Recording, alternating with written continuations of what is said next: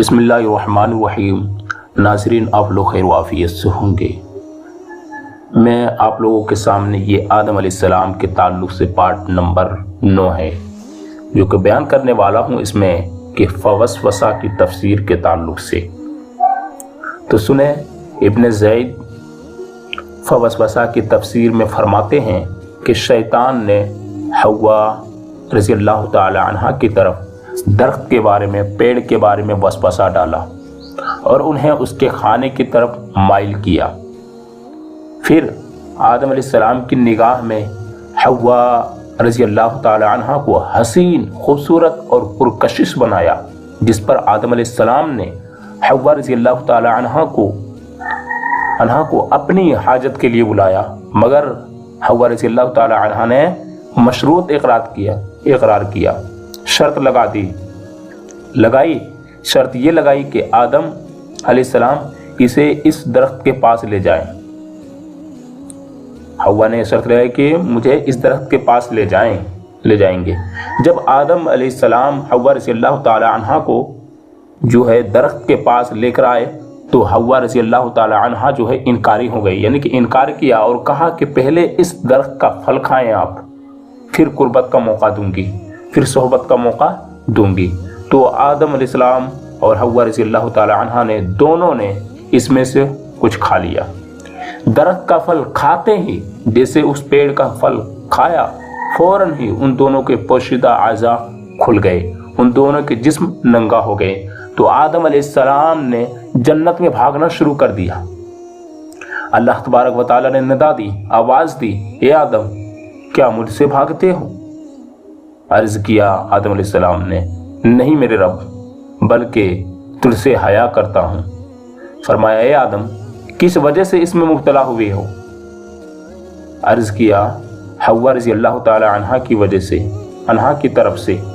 اللہ تبارک و تعالی نے فرمایا، مجھ پر لازم ہے کہ میں اس کو، حوا کو، مہینے میں 1 مرتبہ خون آلود کروں، یعنی کہ حیض، استحاضہ، یہ سب چیزوں میں خون آلود کروں، جیسا کہ اس نے درخت کو خون آلود کیا ہے، اور میں اسے کم عقل رکھوں گا، حالانکہ میں نے اسے متحمل مزاج اور بردبار پیدا کیا تھا، اور یہ زمانہ حمل اور وضع حمل میں نہایت مشقت، تکلیف اور دکھ سہے گی۔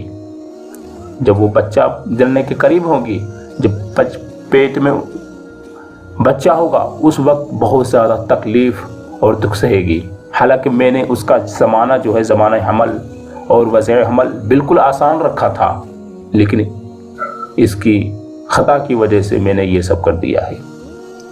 ابن زید کہتے ہیں کہ اگر یہ امتحان پیش نہ آتا تو دنیا بھر کی عورتیں ایسی ہوتی کہ نہ انہیں حیض آتا اور نہ ہی دوران حمل اور زچگی کے وقت انہیں تکلیف سے واسطہ پڑتا، بچہ پیدا کرنے کے وقت وہ تکلیف بھی نہ اٹھاتی اگر یہ سب امتحان پیش نہ آتا تو، نیز ان کا مزاج بھی بردبار ہوتا۔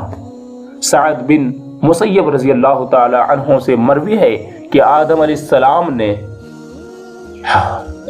السلام نے حوا کی درستگی کی حالت میں، حواس کی درستگی کی حالت میں درخت سے نہیں کھایا۔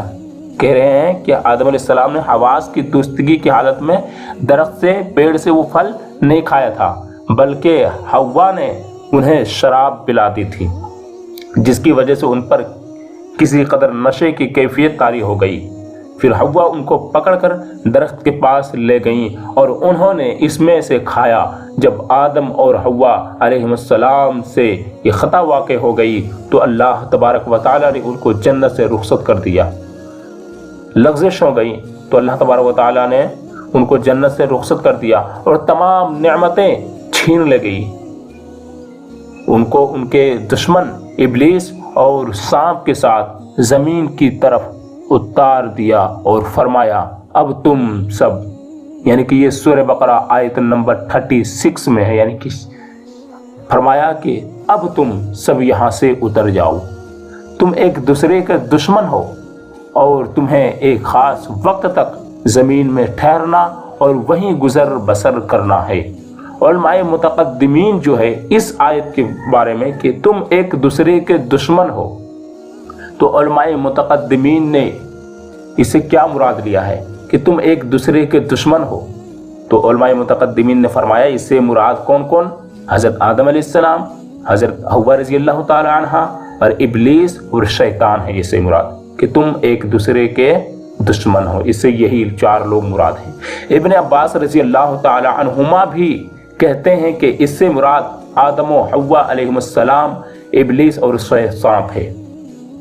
ابن عباس رضی اللہ تعالی عنہما، ابن مسعود رضی اللہ تعالی عنہ اور کچھ دیگر صحابہ کرام رضی اللہ تعالی عنہ سے مروی ہے کہ اللہ تبارک و تعالی نے سانپ پر لعنت فرمائی اور اس کی ٹانگیں ختم کر دی اور اسے پیٹ کے بل چلنے کے لیے چھوڑ دیا۔ پہلے سانپوں کی ٹانگ ہوتے تھے، اللہ نے اس سانپ پر لعنت فرمائی جس کی وجہ سے اس کے ٹانگ ختم ہو گئے اور وہ پیٹوں کے بل چلنے لگے، اور اس کی خوراک بھی مٹی مقرر کی اور زمین کی طرف آدم و حوا علیہ السلام اور ابلیس اور سانپ کو اتارا۔ حضرت مجاہد رحمۃ اللہ تعالی سے بھی اس کی تفسیر میں یہی منقول ہے، فوسوسہ کی تفسیر میں، کہ بعض سے مراد نہیں ایک دوسرے کے دشمن ہو، اس سے یہی مراد ہے، منقول ہے کہ بعض سے مراد آدم و حوا علیہ السلام اور ابلیس اور سانپ کو اتارا۔ سنو، علامہ ابو جعفر طبری جو کہ لکھتے ہیں، کئی احادیث مروی ہے اس تعلق سے کہ اللہ تبارک و تعالیٰ نے آدم علیہ السلام کو جمعہ کے دن پیدا فرمایا تھا۔ کس دن؟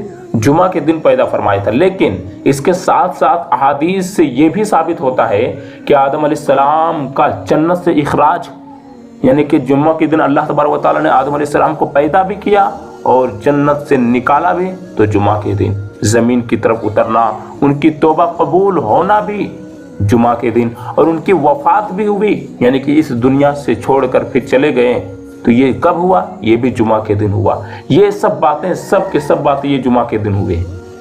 سعد بن عبادہ رضی اللہ تعالی عنہ سے روایت ہے کہ رسول اللہ صلی اللہ تعالی علیہ وسلم نے فرمایا جمعہ کے دن کی 5 خصوصیات ہیں۔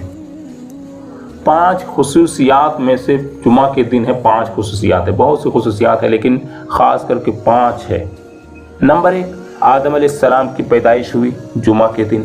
نمبر 2، آدم علیہ السلام کو زمین کی طرف اتارنا بھی یہ جمعہ کے دن ہوا۔ نمبر 3، آدم علیہ السلام کی وفات، انتقال، آدم علیہ السلام ہوئے، دنیا سے گئے بھی، تو جمعہ کے دن۔ نمبر 4، ایک گھڑی بھی ایسے ہے، ایک ساتھ ایسی بھی ہے کہ جس میں بندہ اللہ تبارک و تعالیٰ سے جو بھی دعا مانگے گا اللہ تبارک و تعالیٰ وہ عطا فرمائے گا، اس شرط کے ساتھ کہ کسی گناہ یا قطع تعلقی کی دعا نہ کرے، ورنہ وہ دعا قبول نہیں ہوتی ہے۔ باقی بات اللہ تبارک و تعالیٰ جمعہ کے دن اللہ قبول فرماتا ہے۔ نمبر 5، قیامت برپا ہوگی جمعہ کے دن، اور جانتے ہیں جمعہ کے دن قیامت برپا ہوگی تو اس کی وجہ سے تمام مقرب فرشتے، آسمان، زمین اور ہوا، مگر یہ سب کے سب جمعہ کے دن سے ڈرتے ہیں۔ کیونکہ جانتے ہو، کیونکہ قیامت کے دن یہ قیامت برپا ہوگی جمعہ کے دن، اور اس کے بارے میں قیامت برپا ہونے کی احادیث موجود ہیں، اسی وجہ سے تمام فرشتے، مقرب فرشتے، آسمان، زمین اور ہوا، یہ سب چیزیں سب ڈرتے ہیں۔ ابو لبابہ رضی اللہ تعالی عنہ روایت کرتے ہیں کہ رسول اللہ صلی اللہ تعالی علیہ وسلم نے ارشاد فرمایا، یہ میں آپ لوگوں کے سامنے دوسری حدیث بیان کر رہا ہوں، اسی طریقے سے ملتی جلتی حدیث ہے۔ سنو، جمعہ دنوں کا سردار ہے اور یہ سب سے زیادہ باعظمت دن ہے، مکرم دن ہے۔ جمعہ کا دن اللہ تعالیٰ کے نزدیک عید الفطر کے دن اور قربانی کے دن سے بھی زیادہ عظمت والا ہے۔ سبحان اللہ۔ اس میں 5 خصوصیات ہیں جمعہ کے دن۔ نمبر 1، پیدائش آدم علیہ السلام، آدم علیہ السلام کو زمین کی طرف اتارا گیا۔ نمبر 3، وفات آدم علیہ السلام۔ نمبر 4، جمعہ کے دن میں ایک ایسا وقت بھی آتا ہے جس میں بندہ گناہ یا قطع تعلقی کے علاوہ جو بھی دعا کرے اللہ تبارک و تعالیٰ قبول فرماتا ہے۔ نمبر 5، قیامت برپا ہوگی اور کوئی مقرب فرشتہ، آسمان، زمین، پہاڑ، ہوا، تمام کے، صرف اس حدیث میں پہاڑ کا اضافہ ہوا ہے، پہاڑ کا، کہ تمام کے تمام جمعہ کے دن قیامت برپا ہونے کے خوف سے ڈرتے ہیں۔ حضرت ابو ہریرہ رضی اللہ تعالی عنہ سے مروی ہے کہ رسول اللہ صلی اللہ تعالی علیہ وسلم نے ارشاد فرمایا، بہترین دن جس پر سورج طلوع ہوتا ہے، جس پر سورج نکلتا ہے، وہ جمعہ کا دن ہے، اور اسی دن آدم علیہ السلام پیدا ہوئے، اور اسی دن آدم علیہ السلام جنت سے رخصت کیے گئے۔ ایک دوسری حدیث میں بھی ابو ہریرہ رضی اللہ تعالی عنہ سے اس سے ملتی جلتی روایت ملتی ہے کہ رسول اللہ صلی اللہ تعالی علیہ وسلم نے ارشاد فرمایا کہ تمام دنوں کا سردار جمعہ ہے، اسی دن آدم علیہ السلام پیدا ہوئے، اسی دن جنت میں داخل کیے گئے، اور اسی دن جنت سے نکالے بھی گئے، اور اسی دن جنت سے نکالے جائیں گے، اور جمعہ کے دن ہی قیامت قائم کی جائے گی۔ یہ ہے میرے دوستو۔ اب میں پارٹ نمبر 10 میں آدم علیہ السلام کی پیدائش کے دن، جس کے بارے میں کیا کیا ہے اور حدیثیں ہیں، میں وہ بیان کروں گا۔ اگر آپ کو یہ ویڈیو ٹھیک لگا ہے تو آپ سبسکرائب کریں اور شیئر بھی کریں تاکہ دوسروں تک بھی یہ بات معلوم ہو۔